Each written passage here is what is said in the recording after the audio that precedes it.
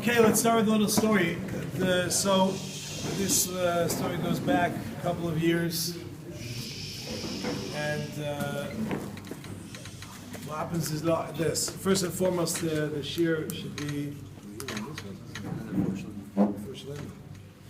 for Shalema Freidel Sarah Bas Sheindel.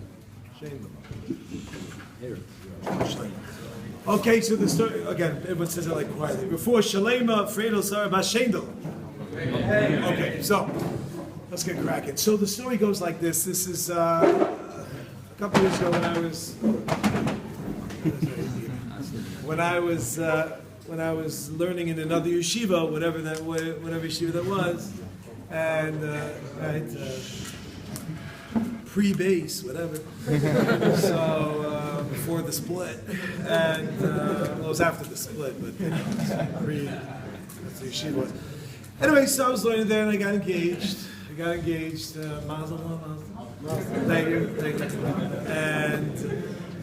And I was getting married. Now, my wife made a mistake. No, not the fact that we got that too. But anyway, so she made a mistake that she said that I should find us an apartment. At the time, I think she was in New York at the time. My wife is from Canada, but she was in New York at the time, and she said, "Go find us an apartment." So I said, "Okay, great." You have to understand. I don't know. I didn't see the dorms. I don't know what it's like here, but when I was learning, when I was in Torah Moshe, I was in a place called the Left Annex. Okay, I don't even know what that means, honestly. So you're not going to know what that means either. But that's what they called it, the Left Annex. It's like the next door with the parking lot where they have the storage. With my car,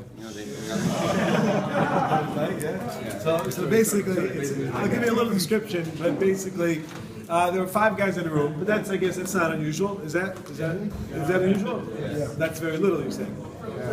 Right, so we had 5 guys in the room, and the room we lived in the room we were in was a very, very small area.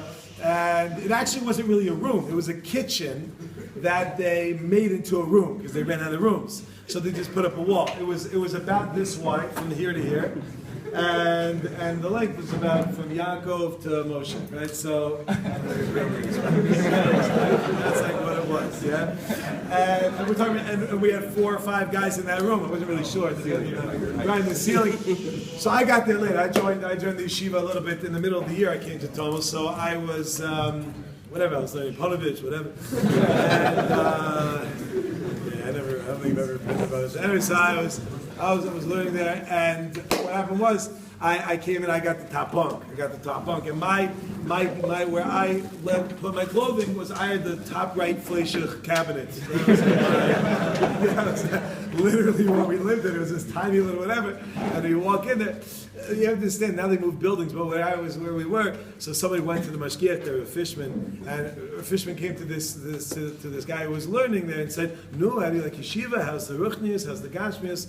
And the guy said, "What gashmius?"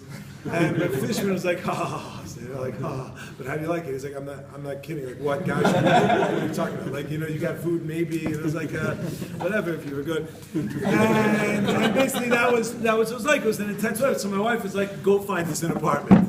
I was like, "No problem, I'll find us an apartment." Like, that's like, you got to be crazy to say that, because anything that's going to have less than 5 guys in the kitchen is going to be amazing. It's just like, everyone knows the old story with the people complains, and the house is too small, bringing the goat and the dog and the whole thing, right? And then you move it out. So that's essentially what I was living in. So I kicked out 5 guys in the room, and they followed me to my new apartment. It was like, hey, wake up, like, what are you doing here? Anyway, so my wife was freaked out about it, but I said, you got to get used to it. This is Tomo. Anyway, so I realized we were still living in the dorms. Anyway, so I go out, I'm looking for this place. A good friend of mine, at the time, very good, Hanan Swidlers, they came around helping me finding apartments. He knew what to ask. He's like, there's a whole list of what you ask. So how much mold? It's not do you have mold.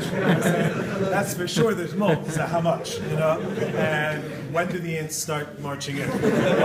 What season? Because it's there. There are ants. There is mold. And I was like, what? I'm learning like ritivut. I've never heard these things before. How many kama charakim yesh, right? Charakim, no charakim is. What's charakim? It's like jukes and like little whatever it is. I actually heard about this person who came to Israel and they were just learning the language, and they didn't really speak well at all. They called up. They had a lot of charakim, a lot of these jukes and these little things in their house. So they called up an exterminator and said in the best Hebrew that they had, Salika. Can give it.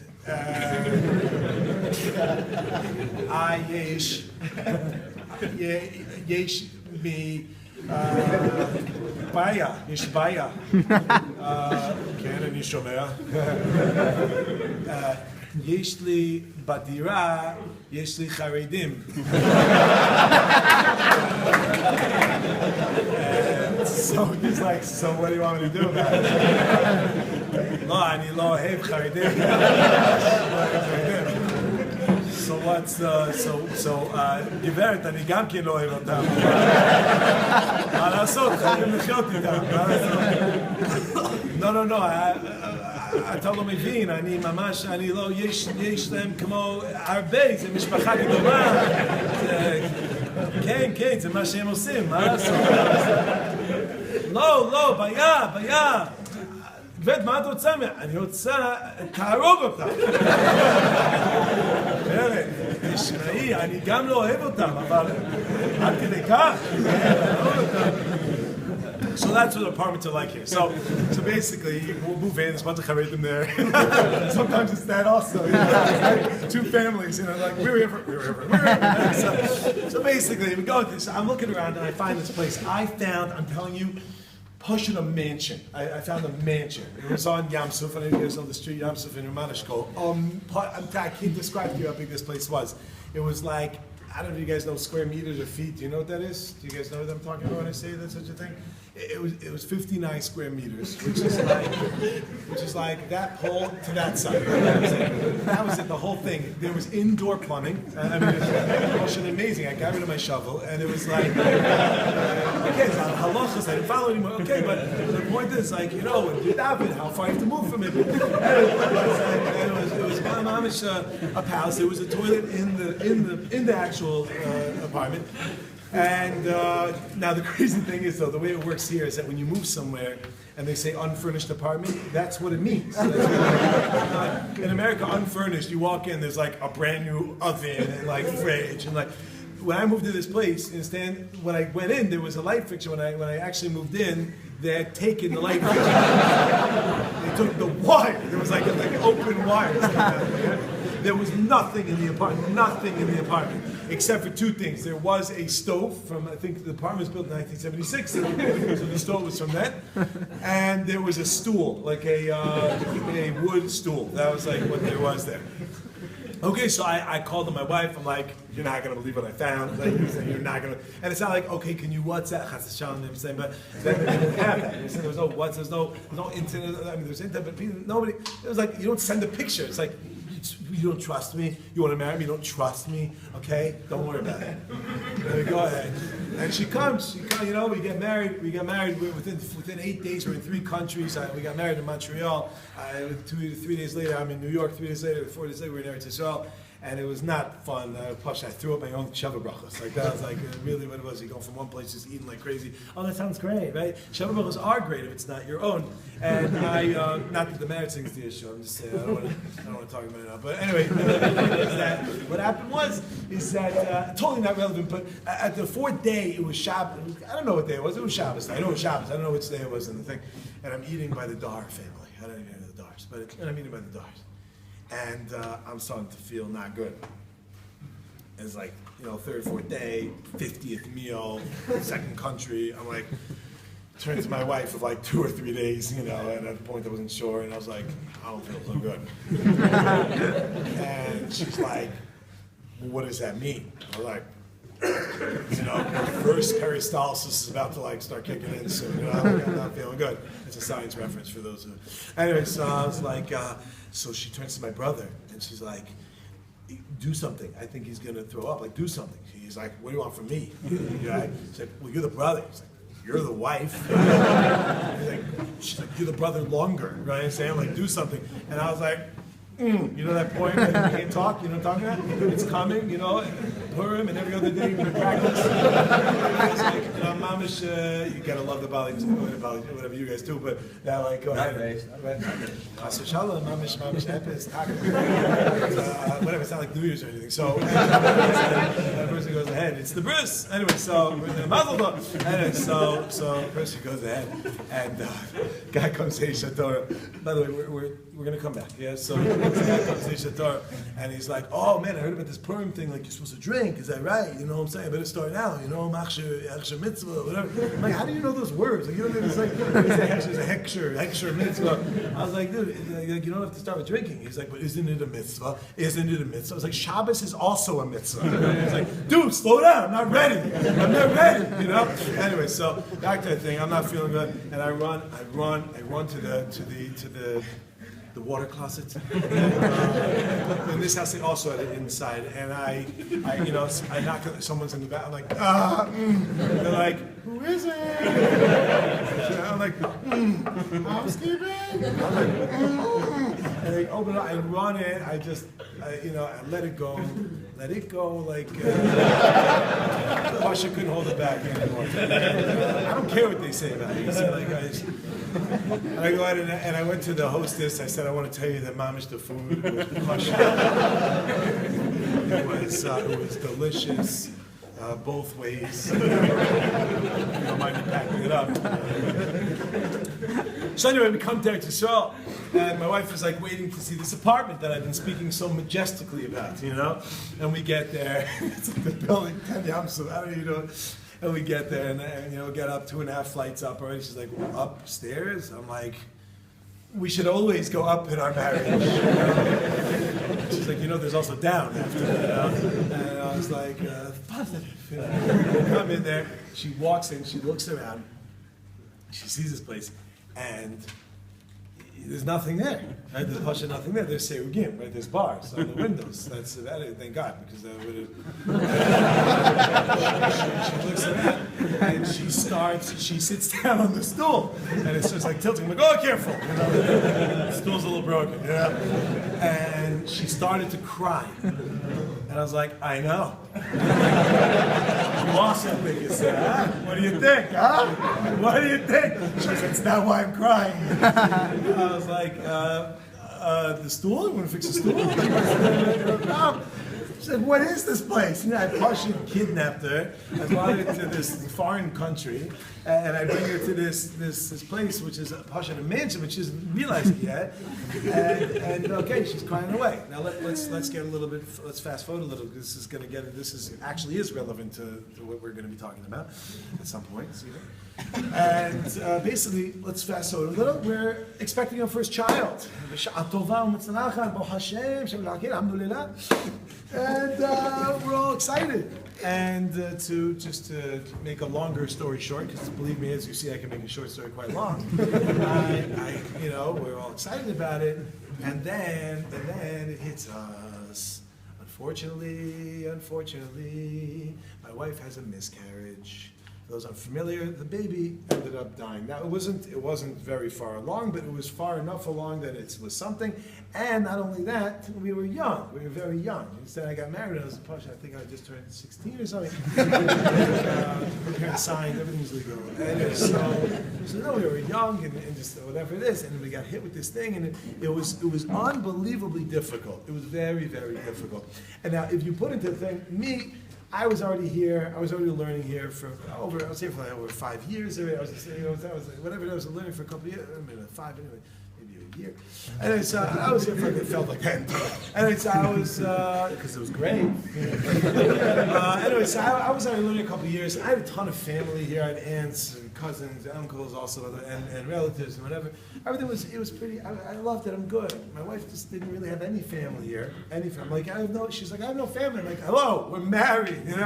Like, yeah, but okay, besides you, whatever. And no family and a foreign country and the whole thing, different language. Okay, she speaks a little Hebrew, but you don't get it. And then she gets hit with this. Wow, that was very heavy. It was very, very heavy. It was very, very challenging. Obviously, more so for her than for me. It actually happened for me later. It happened later. It takes time to settle in. It's her own experience. So for me, it's more one removed. but understand that it's, I know our foot hurts, but okay. Anyway, so Pashut, it was a very challenging, very difficult time. Now, what made it the most difficult? Besides all the steps in between that were hard, what made it the most difficult is the fact that it was totally unexpected. Blindsided, you understand? Totally blindsided. Everyone knows what it means to be blindsided. Do you know what I mean by that? You guys play ball, anyone play basketball, right? So someone goes in and they set a pick. And if your teammate's supposed to yell, pick, right, pick left, pick right, to let you know it's coming. Brace for impact. When I was in elementary school, so I had a Rebbe Gershon Kramer. Does anyone know who that is? Rebbe Kramer? Yeah? So anyway, he was a Rebbe. But I had another Rebbe,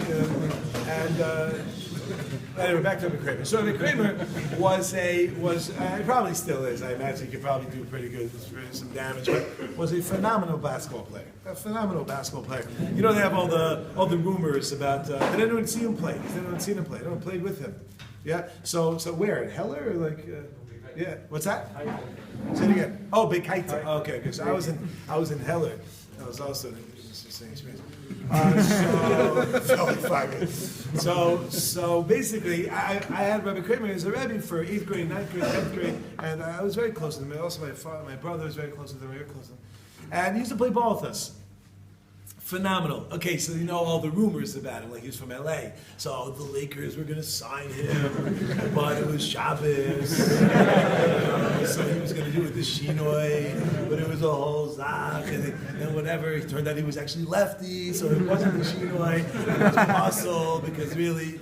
Okay, so anyway, is it true, is it not true? They don't tell these stories about you. They do about me, but they don't about you, right? Okay, the point is he's a great basketball player.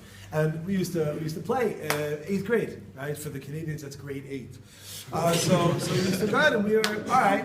And Rebbe Kramer, he's Pashut. He's not. I'm not saying he's like no, but he's very defined.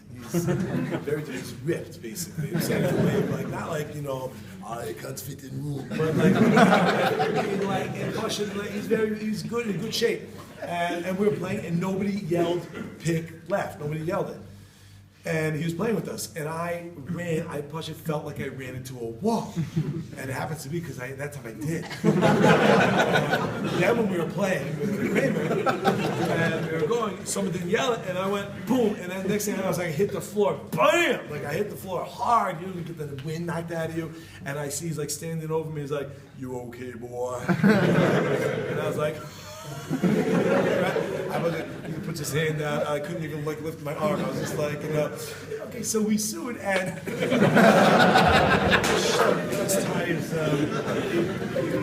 anyway. So that was before you were allowed to sue, and people didn't know what to. So anyway, so basically, you're not ready for it. Someone sets a pick, bam, you get hit, you go down hard. You're not ready for what happens. Brace for impact. You're not ready for the impact. It demolishes you. It'll knock you off your feet. You're done. Same thing here. What happened? Not ready for it. As far as we knew, my parents had no issues. Well, we have. Hey, maybe I don't. Anyway, so as far as I know, my parents had no issues in terms of having children. My in-laws, as far as we knew at the time, didn't have any issues. So what do you expect happens? You go up, you get married, you have kids, you hate your kids. You love your children, they hate you, and then okay, you go on with life, but then they get married. That's what you expect to happen, right? And we have unfortunate realities in life. Unfortunate realities in life that just cut everything short. I just cut everything short. That's okay. This is really not my discussion, which has popped in my head. It's like a shir within the shir is a concept of understanding that, yeah, people, you understand right? You think like, okay, I'll deal with it later. I'll deal with it then. I'll deal with it after. And then you have the tragic situations of what's happening, unfortunately, now in the daily attempts, and some unfortunately succeeding. This Rav Birmacher, who was just stabbed to death on his way home. Eisha Torah, who was just Pashut just takes you. What you gonna? Oh, I'll do it later. You know what I'm saying? Yeah, who knows when there's going to be a later? Imlo Akshav Emasai. Rabbi Yonah says two pshatim in Imlo Akshav Emasai. Imlo Akshav Emasai, one pshat is, I think we maybe talked about this a year or 2 years ago, maybe on Shavuos the first time, that Imlo Akshav Emasai means And on the one hand, you'll say, yeah, I'm sorry, let me translate. If not now, then when? Right? So, Mishnah Pirkei Avos, chapter 1, Mishnah 14, Hillel. Im lo asher emasai, if not now, third statement of Hillel in the parak. If not now, or it's in the third Mishnah in reference to there's more statements. If not now, the third statement in the actual Mishnah itself. Right? So, Im lo asher emasai, Im lo asher emasai, if not now, when? What does that mean? On the one hand, it means never, right? Nunca, right? It's never going to end up being. Okay, that's one shot. Another pshat is, what if I told you, hey, let's learn? You're like, we'll do it tomorrow. Okay, we'll do it tomorrow. Yeah, right, tomorrow. I come to you the next day, and like, okay, what do you say we learn? I say, I told you already, tomorrow, right? Again, every day it just ends up being tomorrow, and then you never end up doing it. But what if I told you, hey, let's learn? You're like, tomorrow. I'm like, yeah, I know that move. Yeah, right. Yeah, come on. Yeah. And what happens is tomorrow? It's getting to be the next day, you're never going to do it. And the guy goes, no, it's tomorrow. I'm like, all right, fine. I come to him, you want to learn? He's like, yeah, let's learn. I'm like, well, okay, let's do it. We sit down, and we'll learn from that moment forever. We never stop learning. What do you got now, Mishnah? Im lo achshavei masai. You thought it's ever going to be, and it was. What are you going to say about this now? Answer is, what about when I first asked you, that very first day? And I said, hey, you want to learn? You say tomorrow. That day, im lo achshav masai. When? You'll never get that back. That moment, you'll never have. Well, tomorrow, I'll make it up. You can't make it up tomorrow, because tomorrow is tomorrow's.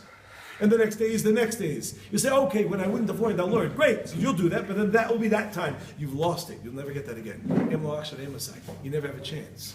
Okay, but over here we're talking about when you get sideswiped, you get blindsided, it knocks you down, and it's very hard to even get back up. And that's exactly what's going on. What gave us comfort?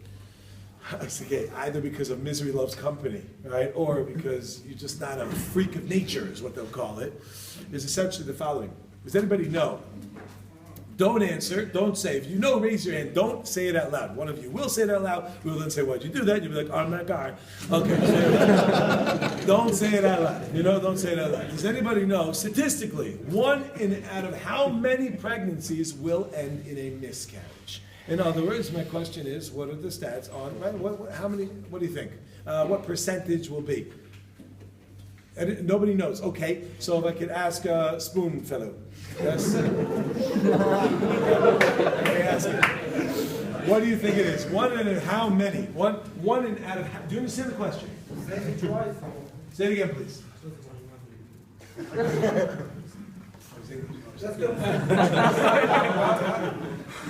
55%.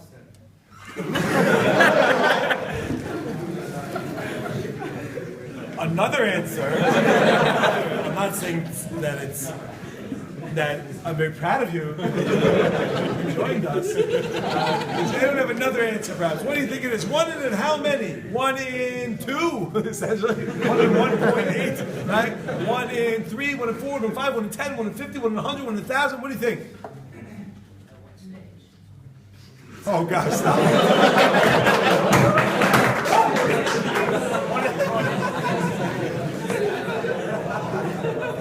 Well, are you referencing the first trimester, or are you talking about which country? How old is the woman? And then she had it in the previous. And if there are any other kids, perhaps, what stresses are they under? Are they involved in any sort of fetal alcohol syndrome, perhaps? Do they like to eat paint chips?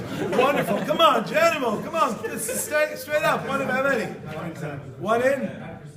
So 1 in 10, you say, 10%. 1 in 5, okay? What? 27%, okay? That'll be 1 in 4, right? A little bit less than that. Okay, so I thought it was 1 in never. Like that was in my head. And so like it just wasn't even in my headspace that it could happen.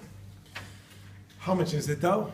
So again, depending on many factors. It comes out to between 1 in 3 to 1 in 5. So we're talking about as many as 33% and as little as 20%. All right, 55%, 33, what's the difference? It's like, I hear that. No, I hear.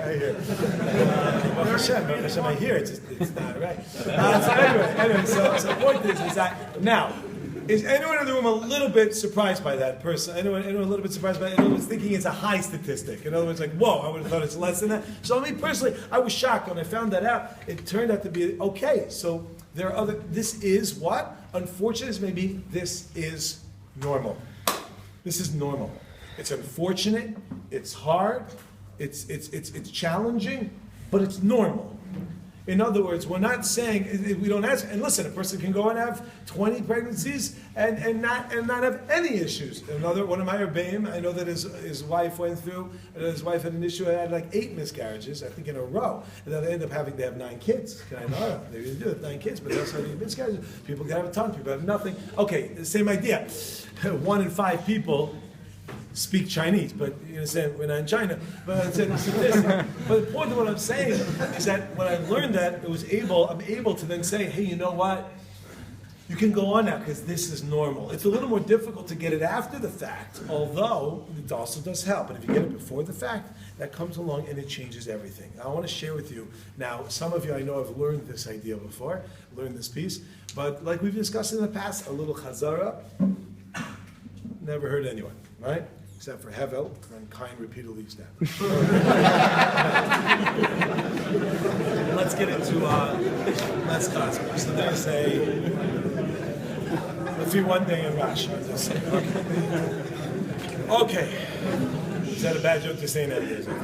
Okay. Anyway, so we have the following. There's a piece, a beautiful piece brought in Alei Shor, Sefer Alei Shor, Chelik Rishon by Rav Volbi, and he says on page 34. It's actually technically on page before 35 because there's no page number here.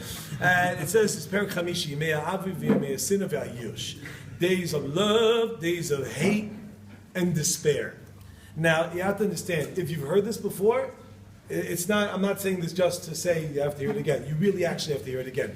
Because we hear these things, we think about it, we forget about it, and we go through the issues, the very things that we learned about, we go through those issues. Comes along Rav Volbi and he says as follows. Kol animsa tkufa v'musheches b'makom Torah. I'm not going to read the whole thing inside. We'll try to skim through it. Anytime a person goes ahead and is involved in a place of Torah, makir heitev zmani ha'aliyah v'zmani ha'yarida ha'meschalfim tadir. We recognize the times when we are growing and the times when we are going down, which are constantly changing. We have times of aliyah where we're flying high, and times of yerida when we're just not feeling it. Now, some of you might be thinking, I certainly know the yerida part, right? But I don't know about the aliyah part. I don't think it's true. I think everybody's had, even if it's moments of aliyah, moments when like you're feeling it, you're in, it's good. Moments, if I can extend this a little bit out, when you wake up in the morning and you're like, you know what? Let's do it. Torah. Yeah. Right? Let's go daven. Let's go whatever. And they're like, dude, it's mincha time. Like, all right. Let's daven mincha. Let's go. Look, moments you wake up, even in the morning, and you go ahead and you're like, you know what? Today, I'm pumped. I just think of this one person. Has anyone ever had a moment in your yeshiva experience or before where you wake up and you're like, you know what? I actually want to go daven. I'm interested. Anyone ever had that before? I never. Okay, Shana Hey, any Shana Hey? Okay, yes, we got a couple. All right, a couple. You wake up and you want to go ahead. You want to come in? That's not come on. Right? So we have moments when we're feeling it. Every one of us has had this before. When you wake up and things are going well and everything's going good, and you just want to learn, you just want to daven. You know, because when you're davening, you're talking to Hashem. When you're davening, you're talking to Hashem. It's pretty scary, but you get excited about it. We get excited about it. And there are other days. And we're talking about learning even. You sit down with your chavrusa, you're like, all right, dude, let's do it. And then you realize you're halfway through, like, I put too much energy, I'm just tired, But you go ahead, you're into it. And then some days, Pasha, your English, nibada, right? You can't be bothered by this, right? I can't be bothered. Right? As they say in Manchester, come on! You can't be bothered by this. If you're from outside, it's like, but anyway, you can't even be bothered by anything. I'm just not interested. No, thank you. We've had these things, and they're back and forth. It's a bit of like schizophrenia, split personality disorder, Gemini, whatever month you're from. Right? So a person goes ahead, and they get and find, okay, but I'm my own best friend, at least. A person goes and recognizes the fact, says the fact, we know what this is. During the times of Aliyah, Hatzlacha, you're feeling good. Kalos Atfisa, you're getting it. It makes sense. Ha'arish, Akushos, the Terusam, you have like little ideas that you throw in a Kasha and a Teretz, and you're feeling good. Kavana B'tfila, you're actually paying attention when you're davening. Yachas and Tovim, the Chaver, you get along with your friends, things are going good. It was Mani Yerida. And when we... Which she likes to talk about it. Right? Bisman Yerida, we're talking about maybe going down, right? So what happens? Yeah. So what happens during those times? Them are low. It's getting very low at those times. It's very hard to shoot. It's hard to grasp. You don't grasp it. Stimas hamayanos, just like the mayan, the wellspring. The well is there's another word for it. The annex. The annex, exactly. Where they throw water at you. Right? And you're like, what's going on here? The sink's broken. So stimas hamayanos mayan. How do you say it? Geyser. No. Mayan is spring. Did I say that? A second ago? Spring well. Wellspring. A spring well. Anyway, so the springs are closed. And kveidus b'tefillah, it's hard to daven v'richuk mechaverim. You're just not feeling it. So what do you do? What do you do during those times? So comes along Rabbeinu Tam. Rabbeinu Tam comes and he says in the Sefer HaYashar, and this is, again, he's quoting right here, it's Shar Vav. He says the following, listen. You have to understand something, very important to understand. Anytime somebody starts to do anything in life, if you get from that thing which you start, if you get any sort of hana, any sort of pleasure, comes into you a taiva, now you have a desire for that thing again. You start something, you enjoy it, you're like, hey, you know what, let's do that again. That was enjoyable, let's do it again. Comes in that first love. When a person goes and does something, you have that first love. And then what happens? And then you want it more. You want to do it again. You know what happens next? It starts off that you just love that thing. But then give it some time, give it a little time. It's going to enter into your heart, not love anymore, but actually hatred. You're going to start to come actually of the ability and perhaps even actively hating that thing. Well, the kid's on tusser, then it'll switch. No, it'll go back. It starts one way, it goes the other way. It's flipping back and forth. This is a constant struggle which is going on. The way that I see it is, I just remember back when I was a kid, we had Sega Genesis. Right? You guys know what that is? Yeah. Well, we also had Atari, by the way. That was awesome. Right? The ping, whatever. It's a hard game. It's like a ball going back and forth. Two paddles. Anyway, okay, we had what do you call it? Like Sonic the Hedgehog. You know what I'm saying? Like, yeah, you know what I'm talking about. Tails, whatever. It depends if you want to get crazy, you go with Tails. Anyway, so the thing of the tail thing.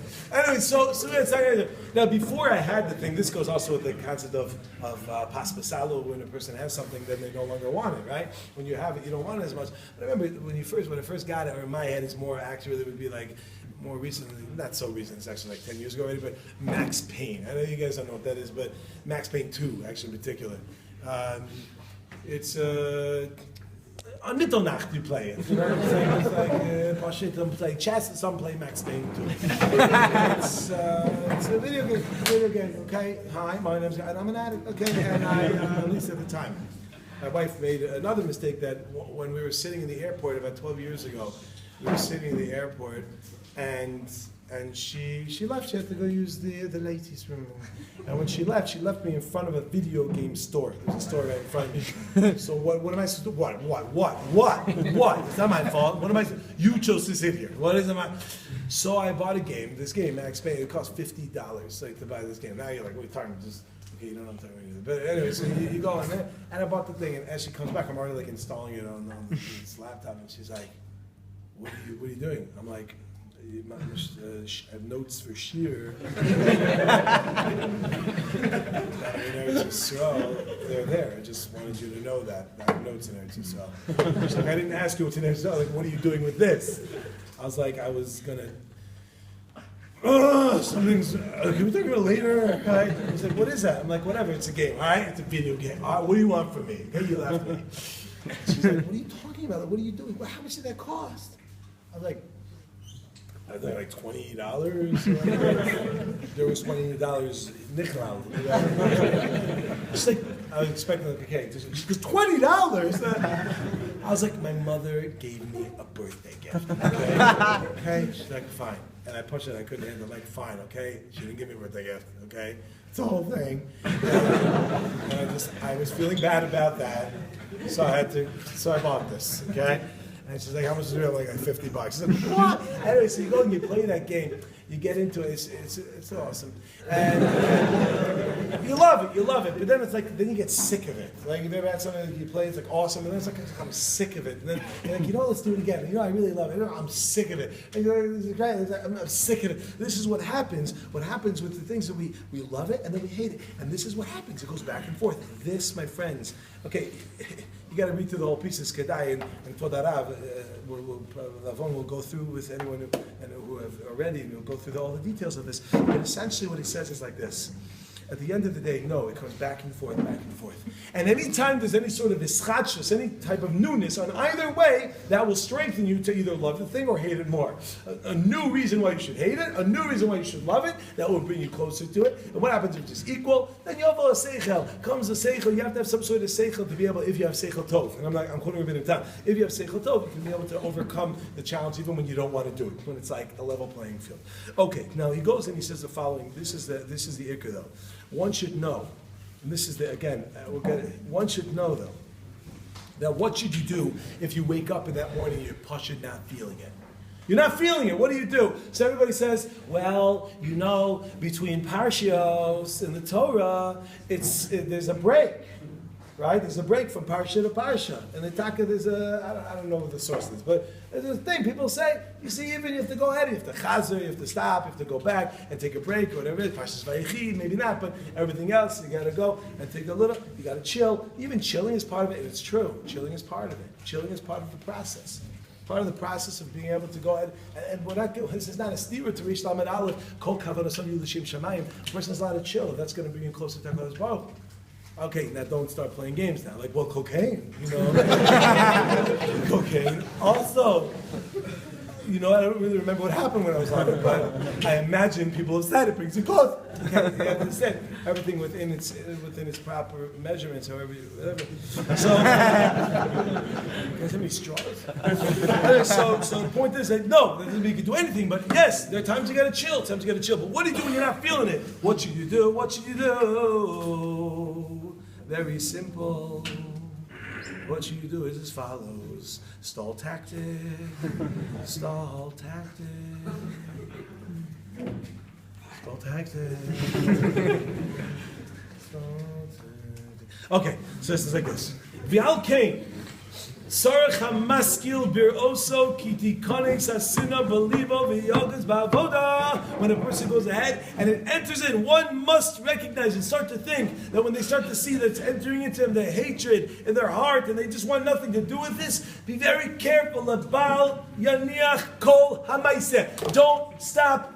Believe, don't stop everything. Don't be aniach kol amaise. V'al yomer aniach hakol ata with an ayin ata. I'll leave it all now. V'achar kach echsor la, but then I'll come back to it. Kim yaniach hakol. If you leave it all, yovad miyado, it's going to be lost. V'im yachzik mimenu b'miktaso. Well, yovad. If you grab a little bit, then it's not going to be lost. Has anyone here ever Chas V'Shalom worked out? Has anyone ever worked out? 55%. Yeah.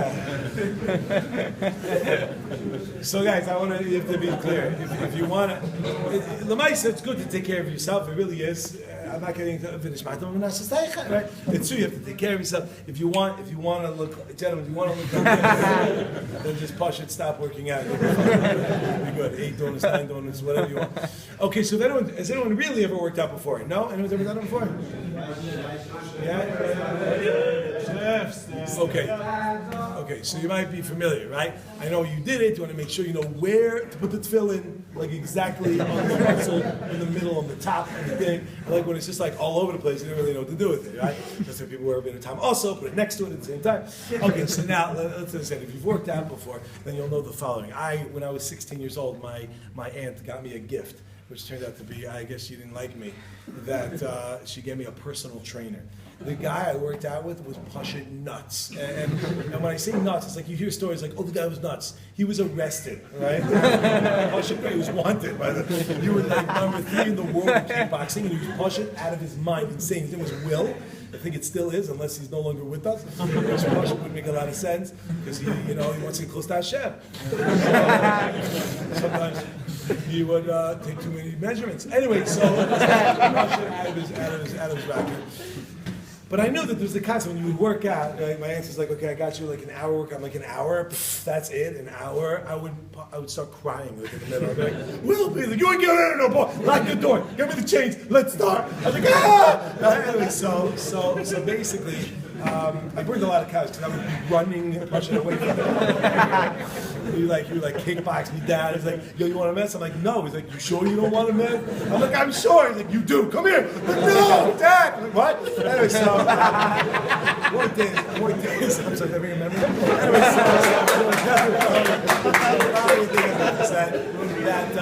that if you're working out, you know that you got to do a certain regimen. Do you understand? It's what you're doing. I'm not talking about people that do like, saying you got to do cardiovascular.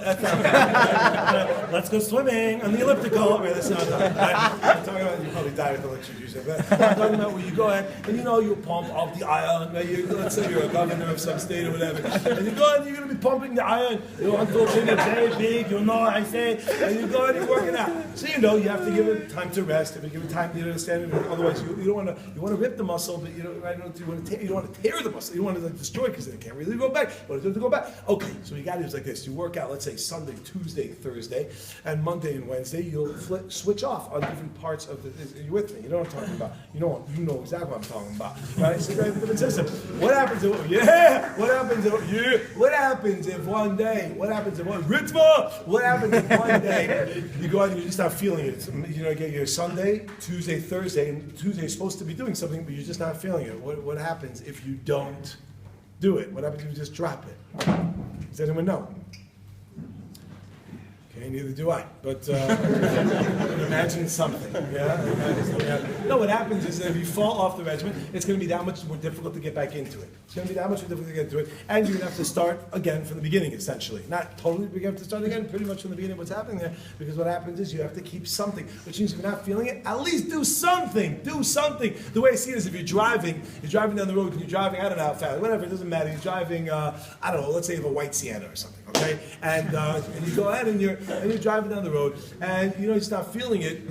The mistake would be to stop. You stop the car, then it has to start up again. It's reminiscent of my cousin Chezi. I think it was Chezi. Chezi had a car here in Israel, that the way that you started the car was you had to open the hood and put a screwdriver into the I guess they call it an engine, I think. And then you have to, while someone's in there like kicking the thing, not the gas pedal, just kicking something. That was one way. Another way is like if you're rolling down a hill and you start it up. You know what I'm talking about? You like pop the thing into first gear, and it wasn't even a manual, so it's like you popping the automatic into gear.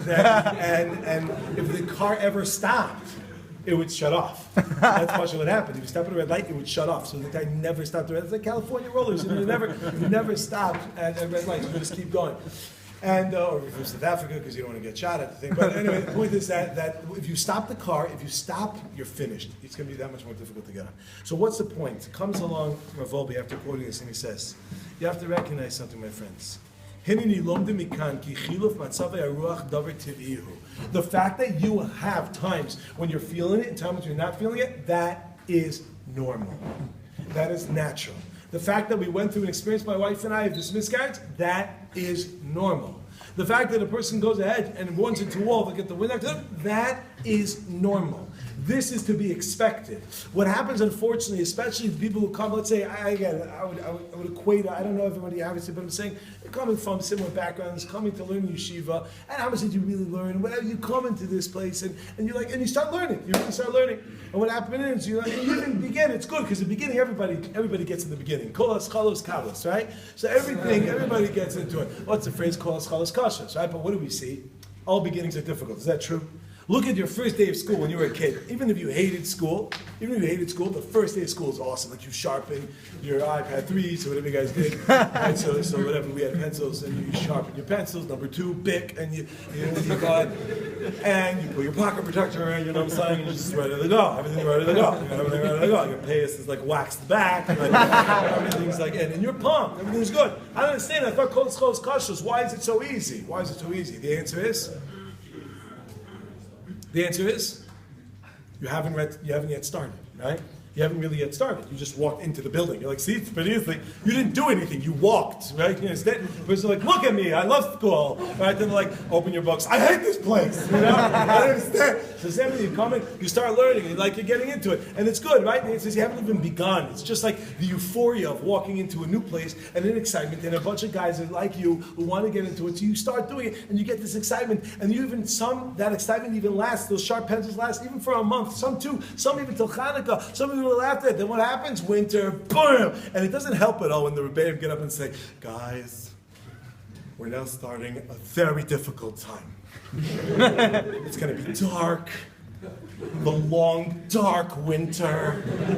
The sugyas are going to be hard and challenging. You guys ready?" You're like, why would I do this? Yeah? So that doesn't help. So Rebbeim, please, right? That doesn't help at all. So that doesn't help. Recognize the fact that it's going to be, that's everything, but it's not only because of that. It's because it's wearing off. It's wearing off. It's wearing off. Kol ascholos kashos, gentlemen, some of us haven't yet even begun to learn. We haven't yet even begun to start the process. When it starts to get a little bit challenging, that's when things begin. That's when things begin. Now let's understand something over here. Comes along Rav Volbe, and he's telling us the following idea. He's telling us the idea that a person goes ahead, and when they go and they start, you have to know the normal thing, it's going to be hard. It's going to be difficult. It's going to be challenging. You're going to have days when you're going to love it, days when you're really not. But I thought Torah is a good azach. I thought it's a good azach, right? Learning Torah is a good azach, Or the Ham is the best azach, and whatever. I thought it was so good. So what's going on? The answer is, it is a good azach. It is. It really is. It's a beautiful. It's almost beautiful. We spoke about this Mesikas Torah and the Chazon Ish, and there's 7 hours, and 8 hours, and 9 hours, and 10 hours. And because anybody was there for that? Remember that? No? Okay, well, I guess we'll do it again next year because no one remembers. All right, so what happened is, we can do it tonight. Give me that. Okay, so we understand that a person, Torah is amazing. It's delicious. Deliciosa. Sí, señor. Pero even if it's deliciosa, understand that sometimes it's got to be a little bit challenging. You got to crack that thing open. You got to crack that thing open.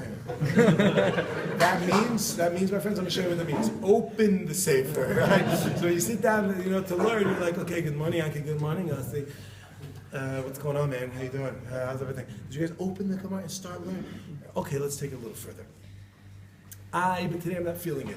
Push it. Doesn't matter. You're not feeling it, push it. You think we learn Torah because it's something which we enjoy? Like a subject, like math, and like science, you enjoy it, you do it. If you don't, Torah we do because we do it. It's a chiyuv. We live with this idea. Now we don't think of it, guys say, it's a chiyuv, although if Dessler has a beautiful, I can do it. Use a Dessler has a beautiful piece on this idea of page 117, you want to check it in this Cheli base, about pushing even if we don't want it, and understanding that that's a chiyuv. It's in Breira. It's not that we don't have any choice, but we do it. But understand when a person goes ahead and they feel it, number one, know it's normal. Why is that going to help me? Because if you know it's normal, then what happens? The day when you're not feeling it, instead of just chucking it, because that's what many people do, I'll speak about, let's say, the Baal Tshuva concept, in terms of like Eish HaTorah, and then we'll apply it to, God willing, one day we'll also be there. And that's where a person goes ahead, and they're like, let's try this thing, and they get so excited.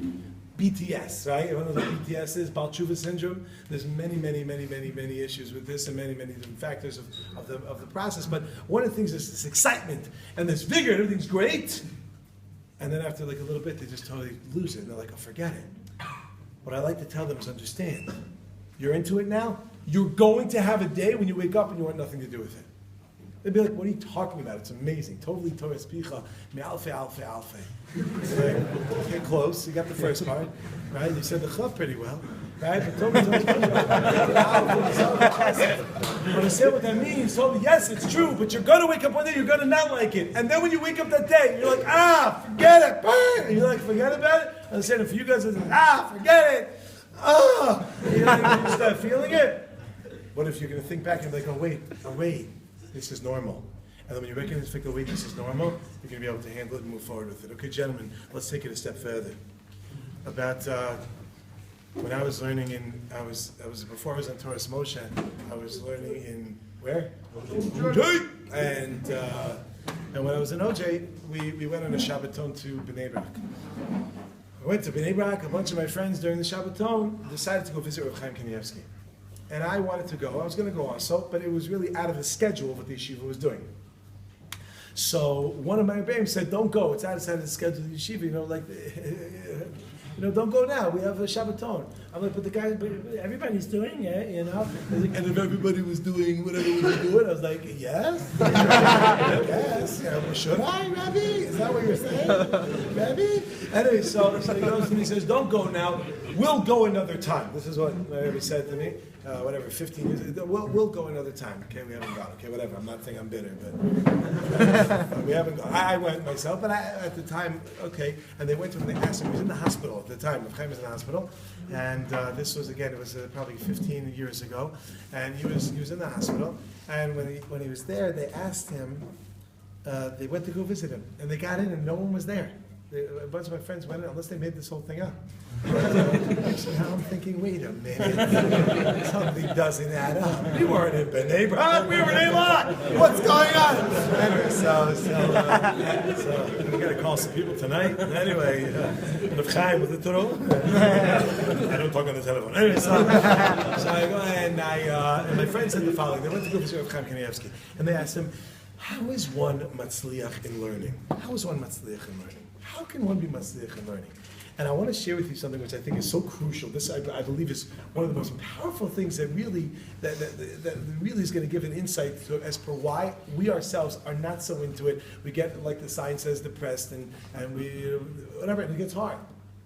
I think one of the major reasons is because, okay, we don't expect it, we don't realize it. Number one, expect it. Expect the fact that it's going to happen. Don't expect the unexpected. Expect the expected. It's going to happen. But there's another reason why we don't necessarily get into it, is because it's not just because we didn't expect it. We expected it, we saw it, and we still pushed through it, and we're just not pushing, we're not enjoying it. I want to share with you something that he said. Chaim said, how does a person succeed in learning? You must be in a state of simcha. You have to be in a state of simcha. In order for a person to be able to enjoy learning and to be matzliach in learning, you need to be in a state of simcha. So they said, well, how do you do that? Right? And one guy was like, yeah, how do you do that? And this guy, Will, came out. I was like, you guys want a meth? Right? So like, how do you do it? Like, dude, get out of here. Cops came running after him. So they go, well, how do you do that? So Chaim said, crucial. How do you do that? And I want you guys to, there's going to be one of you who says, it doesn't work for me. Okay, so again, not you, okay? Everybody else, there's really no hope for you. But for everybody else, listen to this. How does a person get in a state of simcha, in particular with their learning? You must understand what you're learning.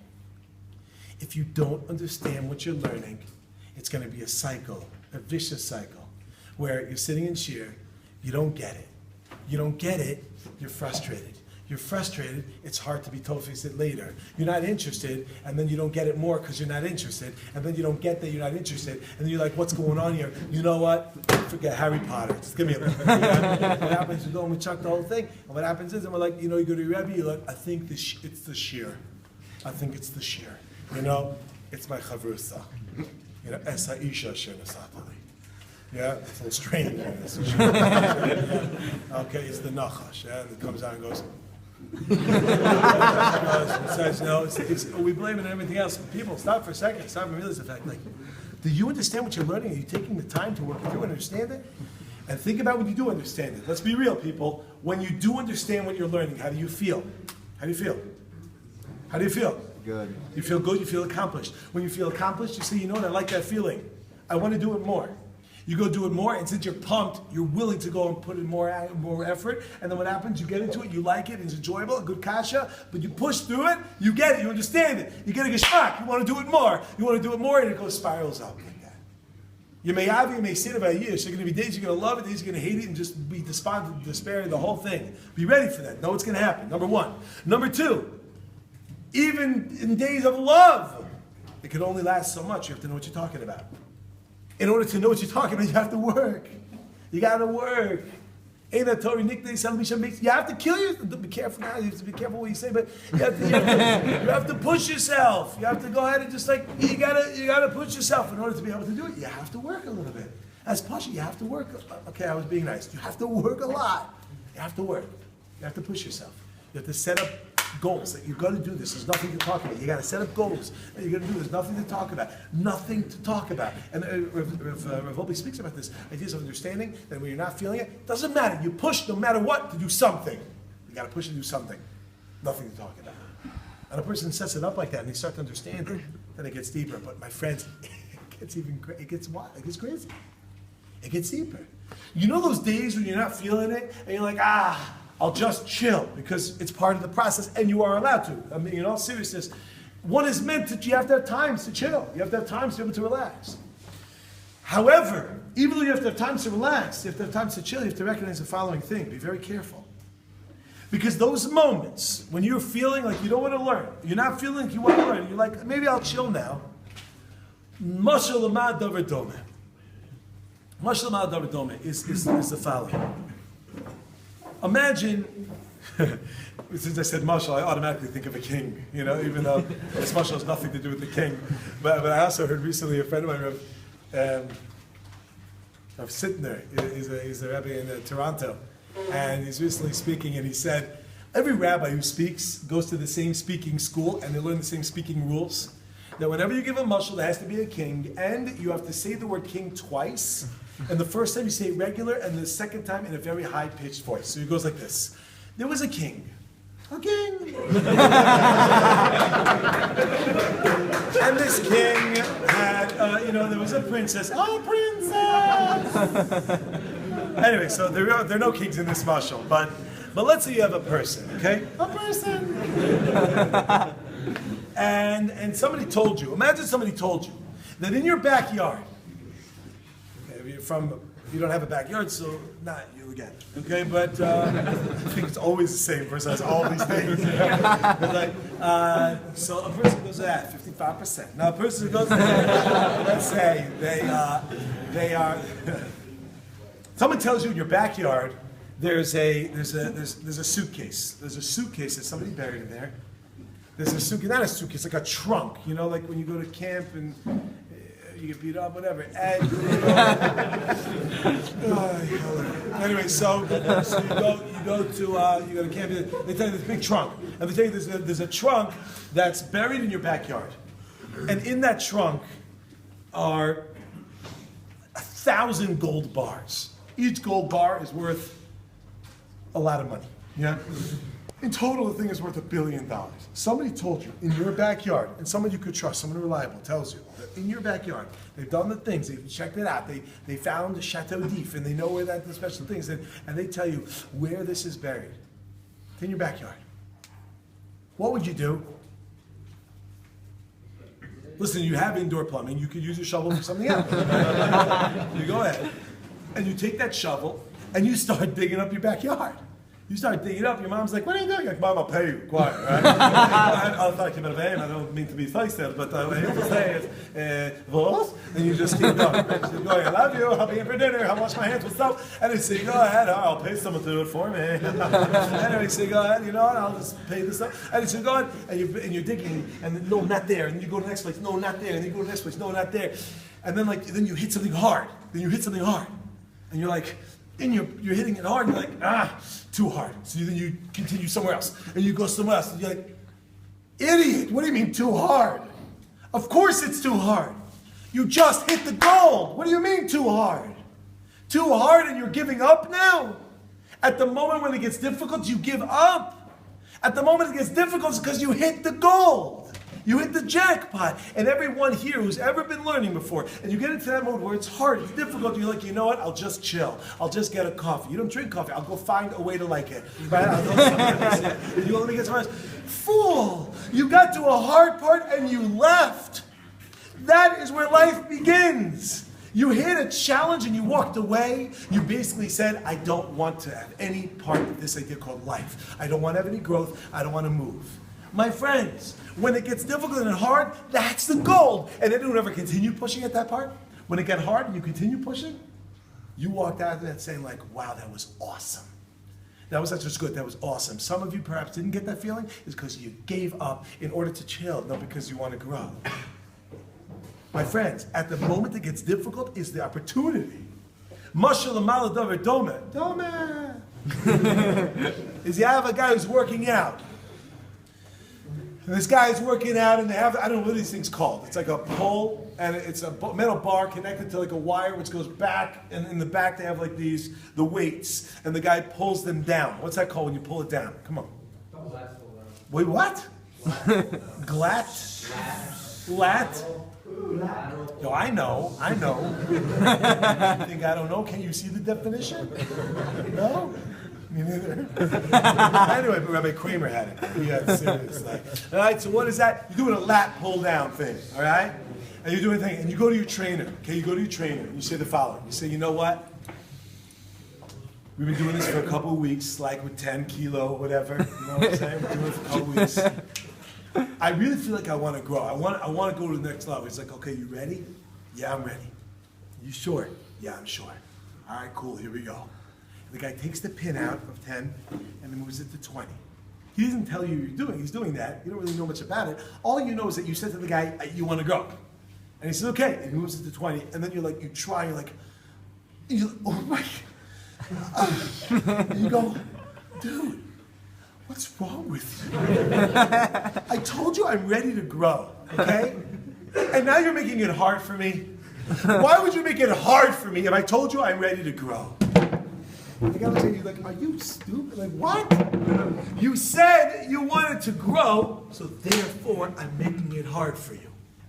We get into a point and we say, Hashem, I'm ready to learn. I'm pumped. I went to a shiur. I learned something. It's good. I'm ready to learn. You sit down to learn, and then all of a sudden, the mayonos are sus and everything gets closed down. It gets challenging and difficult. And then you say, how many of you say, Hashem, what the hell? You know, like, what? What did get him?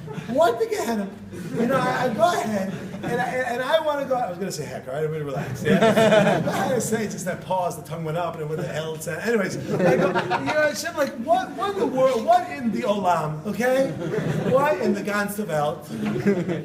I told you I want to grow. And my friends, think about this in every part of your life. When you say, when you really, you know what, I've done bad things, I want to change, I want to do tshuva, whatever, and you're like, I want to grow, and then challenges happen in your life. You say, Hashem, Islam, please help me. Like, what are you doing? I told you I want to grow. Why are you making it hard? The answer is, my friend, because you want to grow, I'm making it hard. The parts when it gets difficult, when it gets hard, when it gets difficult, when the going gets tough,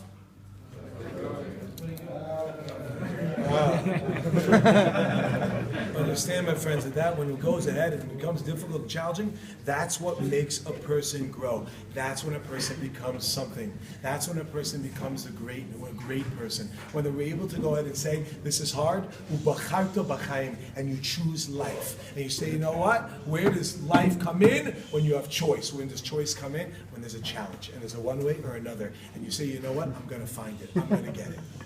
All right? And you go and you say, I'm not giving up on this. I'm not giving up. This is this thing which needs to be done with Eitzah. This needs to be done with Eitzah. Because there are times when really you shouldn't burn yourself out. Some people will push themselves too much. A person will push themselves too much. You push yourself too much, you can rip a muscle.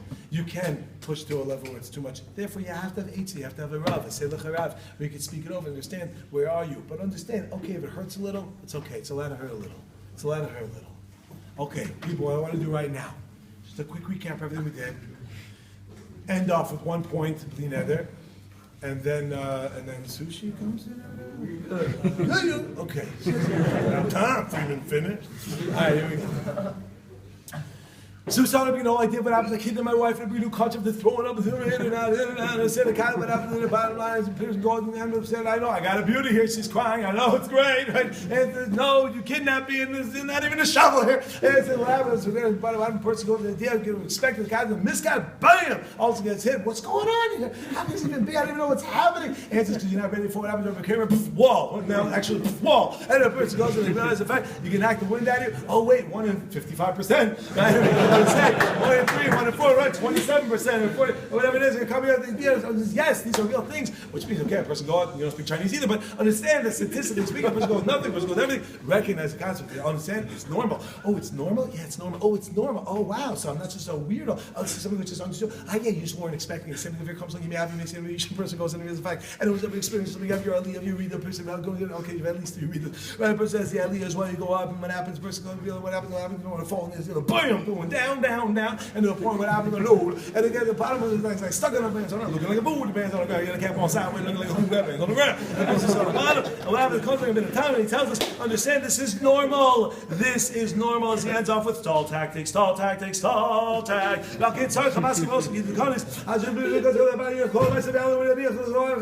not that line. After.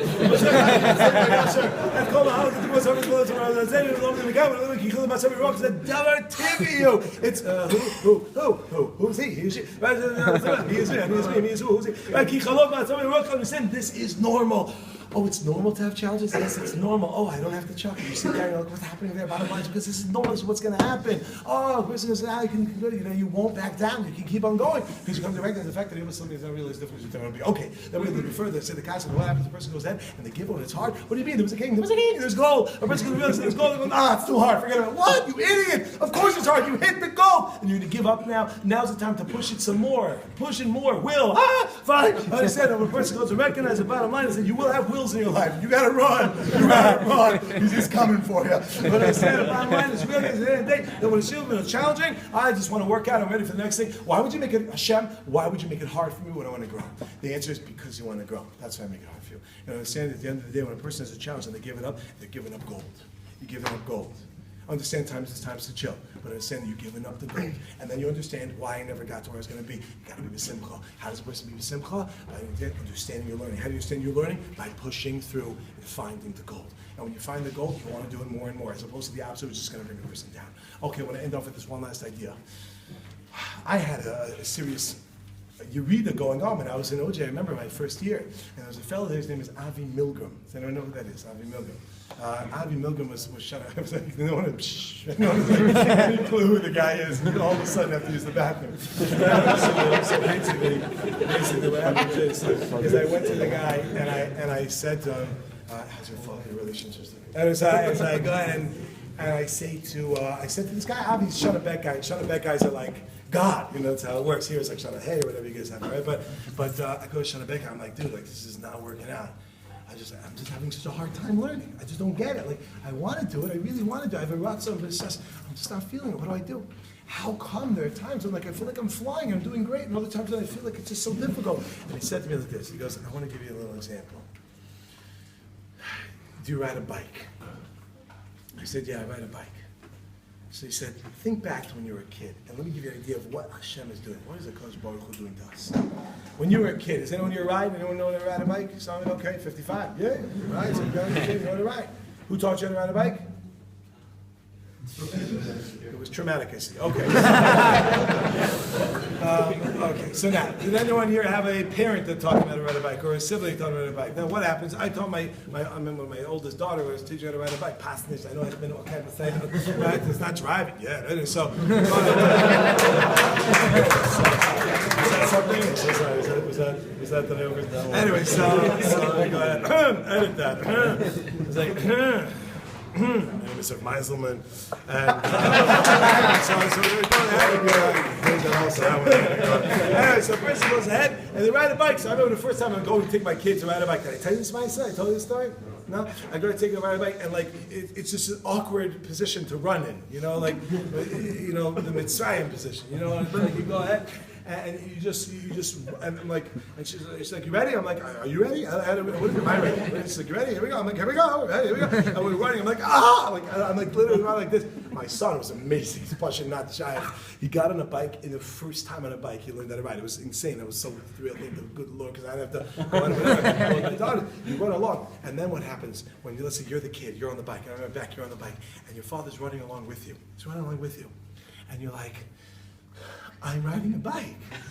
I'm riding a bike, and the wind is flowing in your pants, and everything is going well, and your beard, and you're like, you realize you're like 6 when you have a beard, right? Okay, it's flowing, and everything's going great. And as you're riding, what happens? Your father, your brother, your sibling, when they go, are you ready? You're like, ready for, I'm ready to take on the world.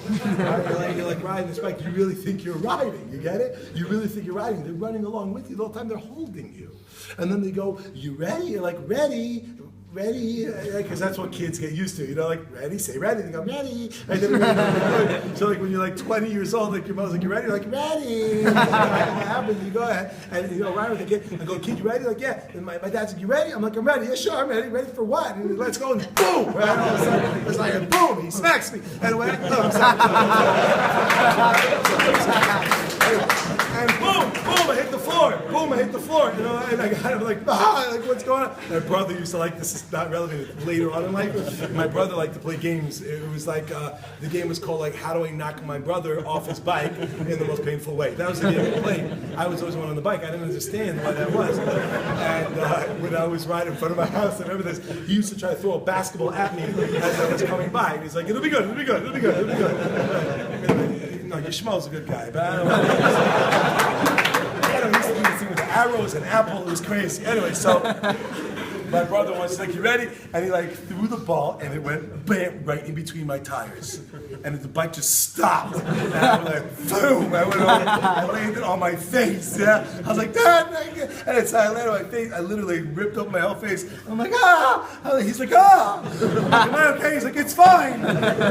You have a second cheek, don't worry. Don't worry about that one, right? Anyway, so what happened? You hit the floor. That's what it is. I'm going back. You're riding your bike, you hit the floor! Bam! You hit the floor! And you're like, oh my goodness. You're like, oh my goodness, this is painful. What's going on? The answer is, when your father's running around along with you, what he's saying is he's showing you, this is where you could be. This is where you could be. Let me show you what you could be, what level you could be at. And he runs along, he says, now you ready? And you say, ready? And he lets go, and then bam, you hit the ground. But you understood that that's where you could be. So since that's where you could be, then you're able to go ahead and have a place to look at and say, now let me push a little. What does the Ribono Shalom do, says Avi Milgram? What the Ribono Shalom does for us is he says, are you ready? I'm going to run along with you. And this man is flying. It's going great. You're riding and the pace and everything and the beard, and now it makes sense finally. And you're going along, you're like, this is great. And Hashem goes, ready? You go, ready. And then, boom, you wake up, I'm just not in the mood. This is too hard. I don't get it. I'm not up for it. Forget it. My friends, you saw where you were. You saw where you can be. The reason why Hashem does this is to show us where we could get to. And then if we push it enough, what ends up happening, we actually learn how to ride a bike ourselves, and then things start to make sense. Then we start to understand them. Then it becomes, even when during the difficult days, the seichel overcomes the idea of the difficulty, and then we have real simcha, because we have a real havana of what we're doing. Gentlemen, I give the baruch of Ezer Hashem Yitbarach Shemo, and we should have the ability to not give up when we hit the goal, and keep pushing it at that stage. Understand it can be challenging and difficult, know and be ready for it. And when you're ready for it, even when it hits, it's going to be fine because you knew it was coming. And then when you hit it and you push it and you get that goal, you're going to walk away and say, thank God I know how to ride a bike. Shkoyach Hashem.